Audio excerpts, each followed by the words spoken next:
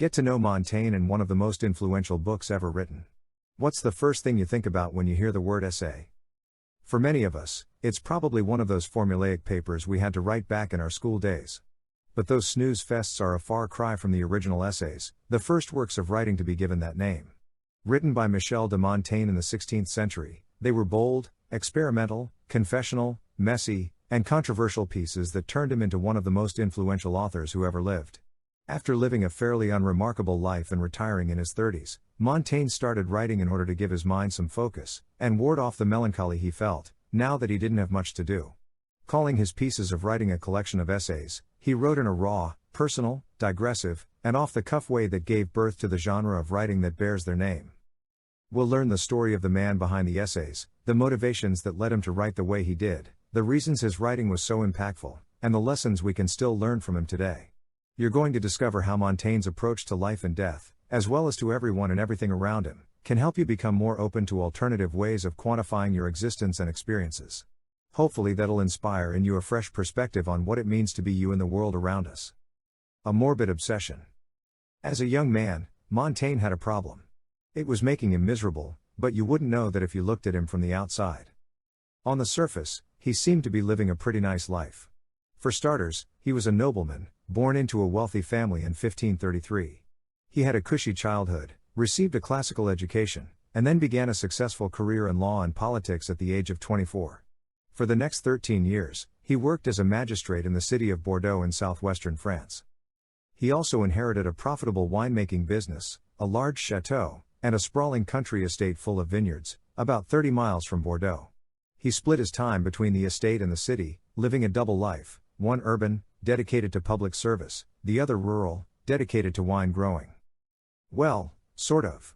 By his own admission, he was incompetent at managing the estate and neglectful of his duties.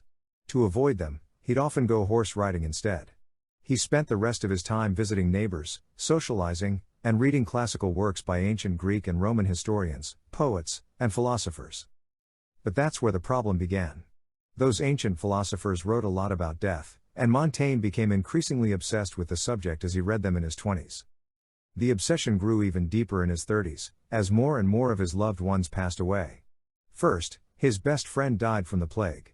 Then, his father died, probably from complications arising from a kidney stone.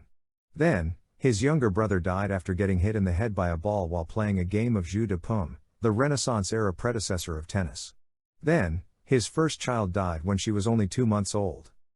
Meanwhile, people in France were keeling over left and right for all sorts of terrible reasons: famine, civil war, witch trials, smallpox, the list went on and on.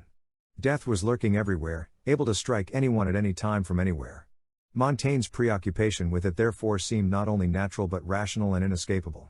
With so much death around him, how could he stop thinking about it? And if he couldn't stop thinking about it, how could he enjoy anything else in life? The idea spoiled everything, and there was no way of shaking it. Or so he thought. But then something happened that would forever change his attitude toward death and give him a second lease on life. A life-changing accident. The year was 1569 or 70, the exact date is unknown.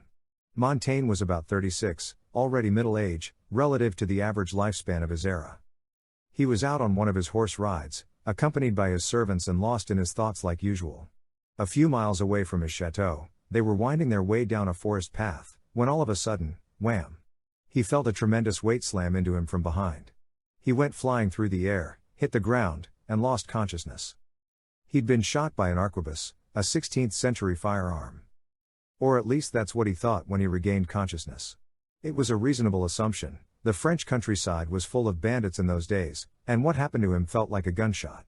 But in reality, one of his servants, a rather burly man, had spurred his horse into a full gallop, perhaps to show off to his companions, and accidentally run into Montaigne at full speed.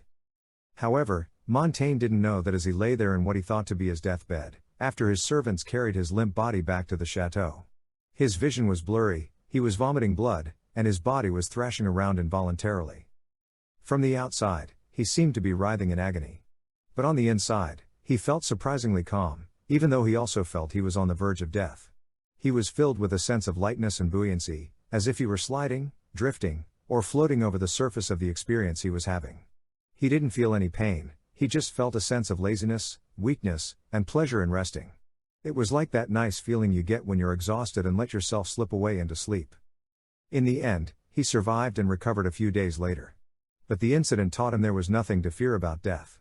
By nature, our minds are set up to experience the process of dying in a painless, even pleasant way, so we shouldn't waste our lives worrying about it. In fact, we should learn from it and apply its lessons to life itself. We can inject that same sense of lightness and buoyancy into our day-to-day existence, sliding, drifting, or floating over the surface of life, especially when we come to the rough patches. In other words, lighten up, you don't have to take life so seriously. An uneasy retirement. Thanks to his almost fatal accident and the lessons he learned from it, Montaigne felt liberated from his fear of death and ready to enjoy the rest of his life with his newfound sense of lightness. And so, soon after his recovery, he decided to retire from his career in law and politics and withdraw to his country estate.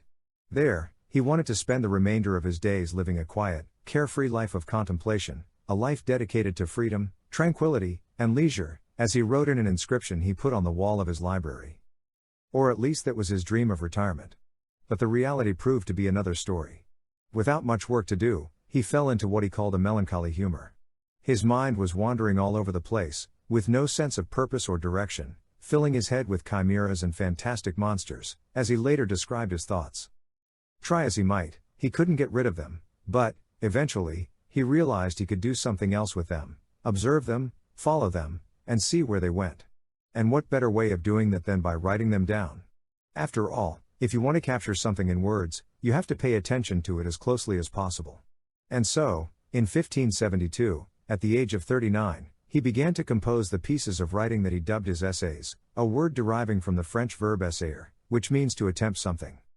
In pursuing this course of action, Montaigne was following the advice of Seneca, one of his favorite Stoic philosophers.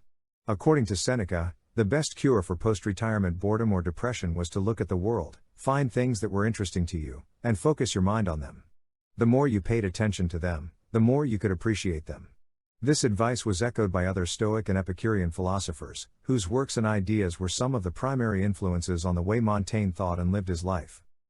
But in applying this advice to himself, Montaigne gave it a twist. The way he saw it, the world wasn't just everything outside of himself. It was also him. He was part of the world, too, and not just any part, but the closest one around for him to study. So why not make himself one of the focal points of his reflections and writing? Well, there was one obvious reason, an objection that would have stopped most of his contemporaries from undertaking such an endeavor, and that Montaigne had to find a way around to become the writer of the essays. In praise of mediocrity. Montaigne might have been a nobleman by birth, but, by his own estimation, he was just an ordinary person who'd accomplished nothing noteworthy in life. In fact, he described himself as being completely mediocre, a man with a lazy disposition, slow intellect, limited imagination, poor memory, unfocused reading habits, and a shocking lack of knowledge and understanding of most practical subjects. He was probably exaggerating his shortcomings, but still, even if there was only an element of truth to them, what business did such a person have devoting his life to writing about himself? That seems like the sort of thing that should be reserved for great people who've done great things in the world. But for everyone else, it just seems kind of arrogant, narcissistic, and self-indulgent. That was the common belief at the time, but Montaigne rejected it. For him, it was his very ordinariness and mediocrity that made him a subject worth writing about. After all, what makes someone ordinary and mediocre? The fact that he shares most of the same qualities, imperfections, and limitations as other people. And that means that by writing about himself, he would also be writing about them, about the humanity he shared with them, flaws and all. By putting that humanity into words, he would create a mirror in which other people could see reflections of themselves.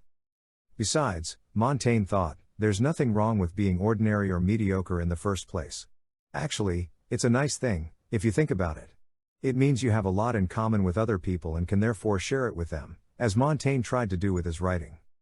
That's a much healthier and happier way of viewing ourselves than thinking we're better than everyone else.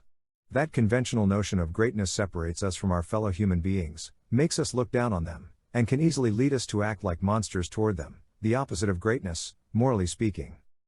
Paradoxical as it might seem, letting go of such pretensions and embracing mediocrity was the true secret to greatness, Montaigne believed. It meant accepting ourselves as the limited, imperfect human beings we are. But that's not an excuse for complacency. To the contrary, if we're limited, imperfect beings, that means our knowledge is limited and imperfect as well. No matter how smart or well-educated we are, we can only know a fraction of everything there is to know, and we can't know anything at all with absolute certainty. Given that fact, we have no right to feel smugly self-confident and self-satisfied about our ideas and beliefs. We should openly acknowledge the possibility that we could be wrong about them, and we should stay open to alternative perspectives and ways of thinking. How to write an essay, if you're Montaigne. As a writer, Montaigne practiced what he preached. He stayed open-minded, he considered alternative perspectives. In fact, he often did that right in front of his readers in the middle of an essay. He'd look at a subject from one angle and follow a line of reasoning until he reached a new question, objection, or realization that put that line of reasoning into doubt. Then he'd look at the subject from another angle and start a new line of reasoning that often directly contradicted what he'd just said. But he wouldn't go back and erase the first line and replace it with the second. Instead, he'd just keep moving forward and leave them both there on the page for the reader to follow. When you stop to consider this approach to writing about yourself and how you experience the world, it makes sense. Think about it. What do you experience? Well, all sorts of things: incidents you witness, actions you take, people you meet, conversations you have, stories you hear, books you read, ideas you consider, sensations you feel, and so on. And it isn't just a collection of these things, thrown together like a bunch of separate items in a grab bag. It's the way they all fluidly blend together inside of you, flowing through your mind as a continuous stream of consciousness. To really write about yourself and convey the essence of what it means to be the thinking, feeling, experiencing human being you are, you'd have to somehow convey that stream of consciousness, with all its flux and dynamism. So, how do you do that? By letting your stream of consciousness flow out of your mind and onto your paper, tracing its course with your pen. That's what Montaigne did. He'd take a subject and let his mind wander wherever it wanted to go, follow its winding course, and see where it led, recording its path as it went. And it didn't lead anywhere in particular. There was no overarching lesson he wanted to impart, point he wanted to make, or thesis he wanted to defend. Instead, there was just a flow of thought, meandering here and there, lingering on one thing and then rushing by another, letting itself get diverted into side channels, returning to a main theme, and then completely changing directions whenever it saw fit. So, ultimately, Montaigne is everywhere. He's the one directing the flow, even when he's talking about other subjects like sneezing or carriages. He eventually comes back to himself in a more direct way as well. For example, in writing about death, he ended up recalling his experience of almost dying from his horse riding accident. He described that experience in as precise detail as he could, reconstructing the flow of thoughts, sensations, and events as they unfolded at the time, relying on a mixture of memory, reflection, and eyewitness accounts. The result? An essay in which readers aren't just told some things about death, but are invited to join Montaigne in reliving the actual experience of nearly dying. Unfinished business. In today's world, where it seems like everyone is constantly spewing their thoughts and feelings all over the internet, the idea of writing in the way Montaigne wrote might not seem that innovative. But someone had to be the first one to do it, and that person was Montaigne. It was revolutionary at the time, and it made him a literary sensation almost immediately upon the publication of the first edition of his essays on March 1, 1580, the day after his 47th birthday. The book was highly popular among the members of French high society, even winning praise from Henri III, the King of France himself. It turned Montaigne into the Renaissance version of a celebrity. His newfound stature brought him out of retirement and back into politics.